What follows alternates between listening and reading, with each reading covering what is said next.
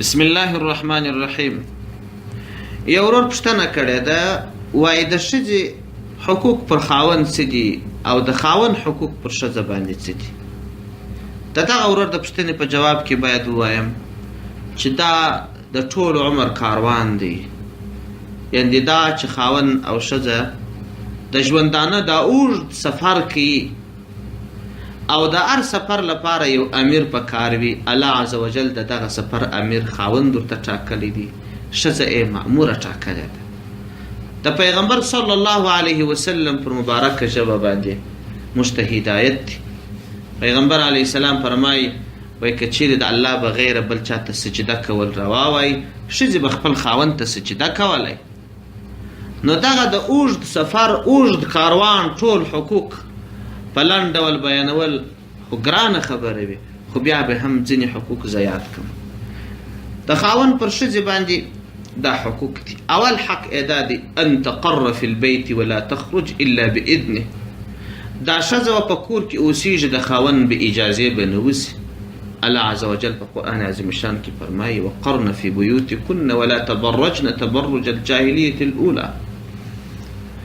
او دوهم حق د خاوند پر ښځې باندې دا دی چې خاوند د کم شي حکم ورته وکړي، هغه خبره به یې مني.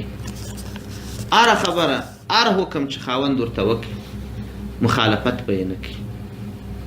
دریم حق یې دا دی چې د خاوند کور ته هر څوک راځي، دا به د خاوند به اجازې و هغه کس ته اجازه نه ورکوي چې د خاوند کور ته راسي، ولو که د دغه ښځې پلار وي، ولو که یې ورور وي، ولو که یې مور وي، بیا به هم د خاوند داسې اجازه غواړي چې زما پلانکی قریب راځي، آیا ستا اجازه ده چې زما کور ته راسي که یا؟ او څلرم حق یې دا دی چې خاوند کله دا فرش ته وغوښتل، یعنې دا چې د جمعه غوښتنه یې ځینې وکړل، دا به بهانې عذرونه او مخالفت نه کوي. او د هغه حکم په اړه باندې چې د خاوند به اجازې به څوک کور ته نه پرېږدي، د پیغمبر علیه السلام صریح حدیث ته پیغمبر علیه السلام فرمایي، لا تأذن المرأة في بيت زوجها وهو شاهد الا باذنه. وایي د خاوند کور ته به ښځه چا ته اجازه نه ورکوي چې د خاوند اجازه یې نه وي. او پنځم حق د خاوند دا دی چې دا ښځه به نفلي روژه د خاوند بې اجازې نه نیسي. پیغمبر علیه السلام فرمایي، لا یحل للمرأة ان تصوم وزوجها شاهد الا باذنه ولا تأذن في بيته الا باذنه.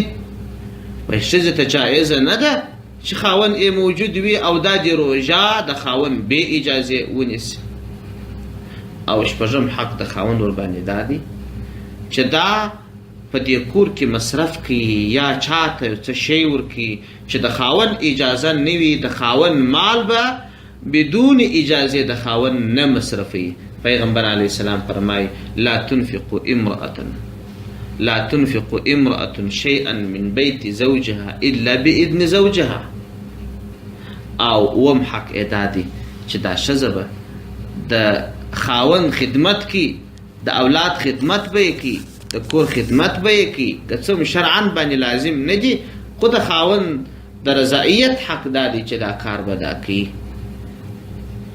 د پیغمبر علیه السلام مبارکه لور فاطمه رضی الله عنها، دی به د علی رضی الله عنه د کور کار دومره کاوه، حتی چې دا یو ورځ راغله دا رسۍ یې په دې وږه کې لګېدلې وې، هغه علامې یې پکښې وې. نو کوشش به دا کوي چې ښځه به د خاوند او د اولادو خدمت به یې کوي. اتم حق یې دا دی چې د خاوند څه مال دی، سامان یې دی، دا به ټول ورساتي، ضایع کېدو ته به یې نه ورکوي. کوم شی چې د لمره څخه بد وړي سایه کوي، کوم شی چې د بارانه څخه بد وړي هغه به نهاموي. خیانت خو به بیخي نه کوي چې د خاوند څخه پیسې غلا کړي یا د خاوند څخه یو شی پټ کړي یا د خاوند څخه یو شی په پټه قریبانو یا دوستانو بل چاته ورکړي، دا خو بیخي حرام. الله تبارک وتعالی په قرآن عظیم الشان کې فرمایي، فالصالحات قانتات حافظات للغیب بما حفظ الله. نیکانې ښځې یو خاصیت یې دا دی حافظات للغیب بما حفظ الله، چې دی د خاوند په غیاب کې د خاوند د مالونو ساتونکي وي. او نم حق د خاوند دا دی چې دا به د خاوند شکر گزار وي، هغه کم احسان ورسره کړي نمک حرامه به نه. بعضې ښځې دا عادت لري چې خاوند هر څومره ښه ورسره وکړي دا ورته وایي تا نو زما سره څه کړي دي، او خاوند چې هر څومره ښه شی ورته راوړي دا نه ورته وایي چې خیر چې څومره ښه شی دې راوړي، بلکې بېکاره ښځه له دا یو عیب هم ورباندې کښېږدي. د عبدالله ابن عمر رضی الله عنهما څخه روایت دی چې پیغمبر علیه السلام فرمایي لا ينظر الله الى امرأة لا تشکر لزوجها وهي لا تستغني عنه. الله تبارک وتعالی هغه ښځې ته د رحمت په نظر نه ګوري چې دا د خپل خاوند شکر ګزاره نه وي. او بل ځای کې اوږد حدیث دی پیغمبر علیه السلام وفرمایل چې په ښځو کې اکثره به په جهنم کې وي. ښځو پوښتنه ځینې وکړه چې یا رسول الله وجه څه شته؟ پیغمبر علیه السلام ورته وفرمایل چې د دې په ناشکري باندې یکفرن العشیر، دوی د خپلو خاوندانو او مړونو ناشکري کوي، او هغه چې هر څومره احسان ورسره وکړي ټول عمر یې ورسره وکړي، او بیا یو ورځ یو معمولي شی د خاوند څخه یو ترش تندی یا یو خشکه یا خبجات ځینې وویني دا ورته وایي ما رأیت منک خیرا قط، ګر سره مې ستاسو د خیر شی نه دی لیدلی. یا لکه زموږ او ستاسو په عامه اصطلاح کې ورته وایي چې زه دې کور ته راغلی یم ولاکه مې د شادۍ ورځ لیدلې ده. دا عام ښځې ډېر وایي دا به نه کوي، هغه ښه به یې نه یېروي. او لسم حق یې دا دی چې دا ښځه به په کور کې و خاوند ته ځان ښایسته کوي، ښې جامې به اغوندي او نظافت به مراعتوي. داسې به نه کوي لکه بعضې ښځې چې په کورو کې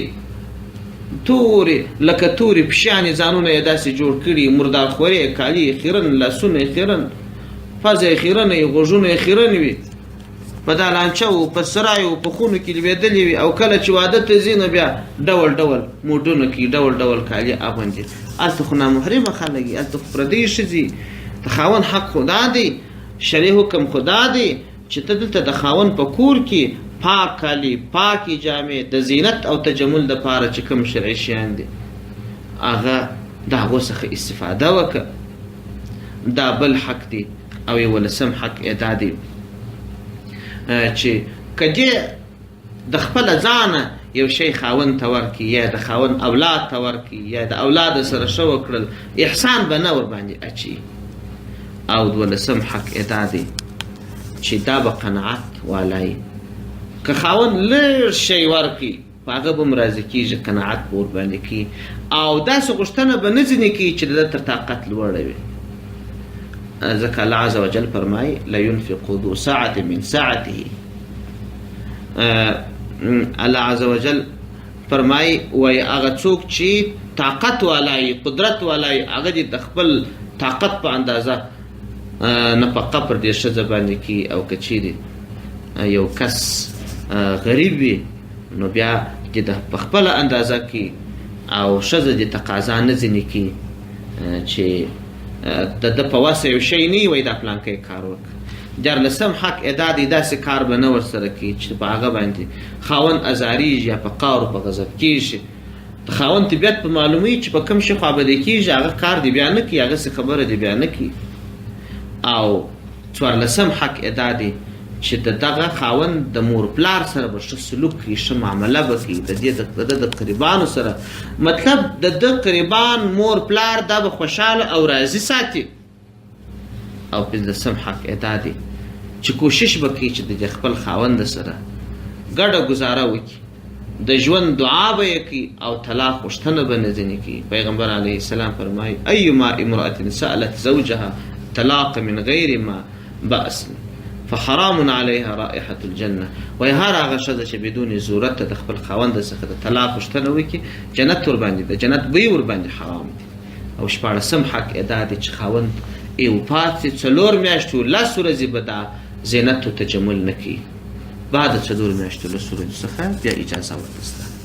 دا د خاوند حقوق دي پر ښځو باندې. ښځه هم پر خاوند حق لري. اول حق یې دا دی چې ښه ګزاره به ورسره کړي، حسن المعاشره.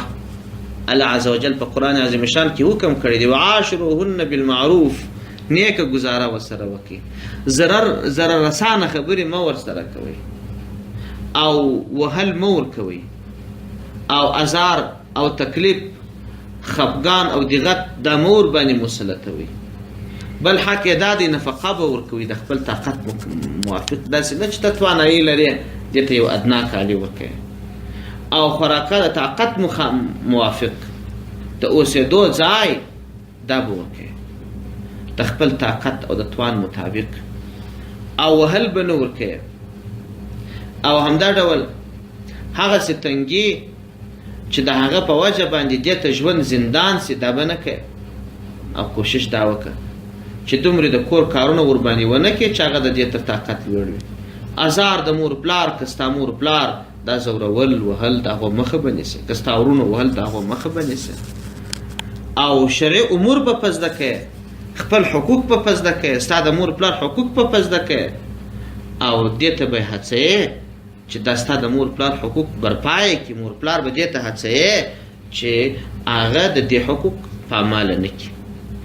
دا خو تفصیلواره خبره ده، خو مختصر ډول باندې ما لږ بیان کړل. السلام علیکم ورحمة الله وبرکاته.